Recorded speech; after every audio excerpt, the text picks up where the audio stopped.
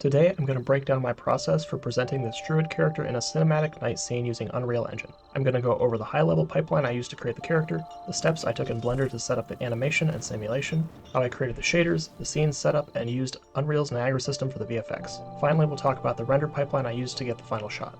This character began as a personal project that I was working on in my free time. I used a high to low poly workflow with the intent that the final game character could be used in a real-time engine. The model was sculpted in ZBrush, the low poly finalized in Blender. Textures were all done using Substance Painter.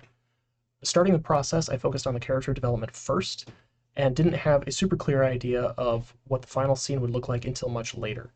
I knew it was going to be an iterative process, so during the texturing phase, I set up an Unreal project and began playing around with the materials and lighting. Before jumping too deep into Unreal, I wanted to solve the character animation question because that was the biggest unknown in my mind. I'm not a big animator, but I was confident that I could create an appealing scene, so I wanted to solve the question first. This was my first time using Blender for rigging or animation, and I was actually pretty impressed at how well it stacked up against similar tools like Maya, which admittedly I've only used a little bit. My animation ended up being pretty bare bones, but I only needed about 15 seconds of motion for the final shot, and I took a couple reference videos of myself with my phone that I used for rough timing. It was important on this project to get some motion for the character, and additionally I wanted to get some cool secondary movement for things like the feathers, the bells, and the pouches. I iterated for a really long time trying to get the Blender's physics and collision working on the bells to swing and kind of bang into each other, but I was never able to get a stable result. So I ended up installing a wiggle physics add-on, and I used that for pretty much everything. It may not be what it was intended for, but it worked for me. For the cloak, I used Blender's cloth simulation, which did work for me and was surprisingly easy to set up. But like most simulation, it took a lot of time to dial in the settings and get it so that it was stable and wasn't freaking out. The cloak I ended up exporting as an alembic geometry cache separate from the rigged mesh. Then inside of Unreal, I used a blueprint to attach the rigged mesh and the geometry cache into a single combined character actor. When I got into Unreal shaders, I created a master material for all of the main types that I would need and material instances to apply to the actual scene meshes. I knew I wanted a unique shader that would support an iridescent look on the raven's feathers and the trim for the Druid's cloak. To achieve this effect, I created a shader with a camera-facing gradient that's very similar to a Fresnel.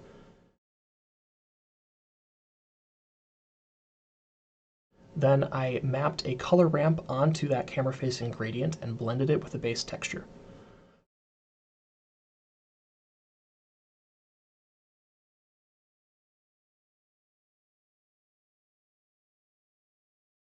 For some extra control, I added an opacity mask where I could mask out the feather shape, and a mask for parts of the mesh that I didn't want to receive the iridescent effect.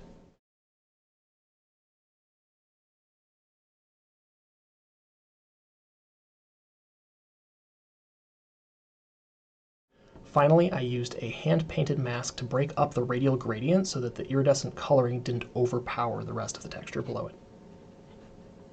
Though initially I was unsure about the scene layout, things fell into place very quickly when I started blocking in the meshes. I liked the idea of a night scene, but I was unsure if what I pictured in my mind would translate well into 3D, so I did some initial lighting tests, tried adding in some fog, and I was convinced enough that my idea would work, so I went ahead and modeled some standing stones to drop in as the background. I started out with a simple 3-point lighting setup. I used a slightly warm key, a neutral fill, and a bluish rim light. Eventually, I layered in more lights to paint in additional rim highlights and softly fill in some of the darker parts of the background. To get better control of the fog, I used meshes with fog volume material so that I could layer increased density exactly where I wanted it to go.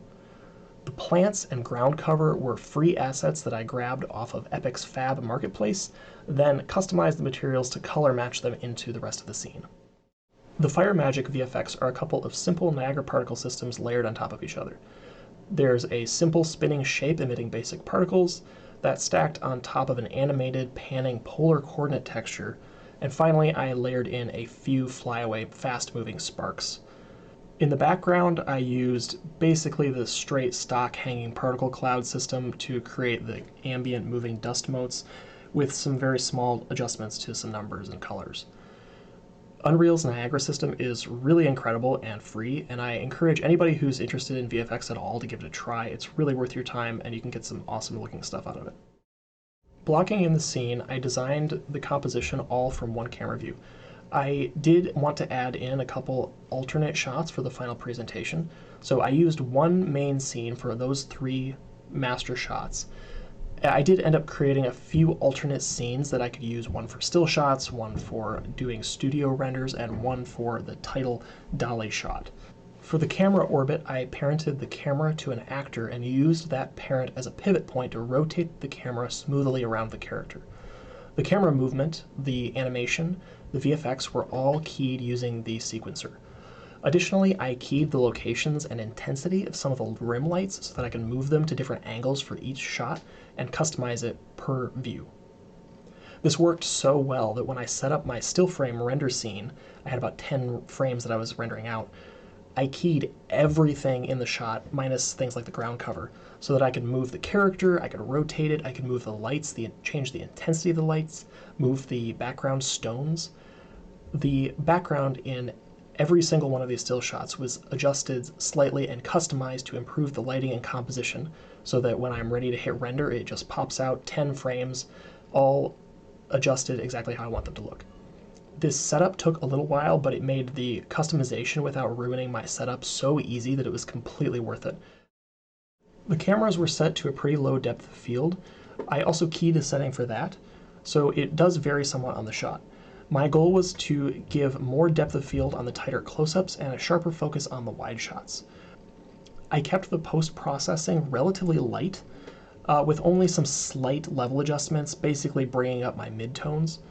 The most important setting that I used in the post-processing volume was actually for render quality and global illumination settings. The final video was composited as a 4K EXR sequence exported to DaVinci Resolve. I did experiment with some color balancing, but I ended up using something that was very similar to the source, only doing some minor curve adjustments to the midtones. For the still shots, I used a free plugin called EXR.io, which I'll link below, to edit the stills in Photoshop. Again, I was happy with how things were looking at straight out of Unreal, so I added a little bit of grain, made some curves adjustments, but didn't change a lot more than that. That about covers everything. Like if this was helpful, follow if you'd like to see more videos like this in the future, and if you have a topic you'd like to hear more about, comment below. I really appreciate sticking around this long, and here's how the final render turned out.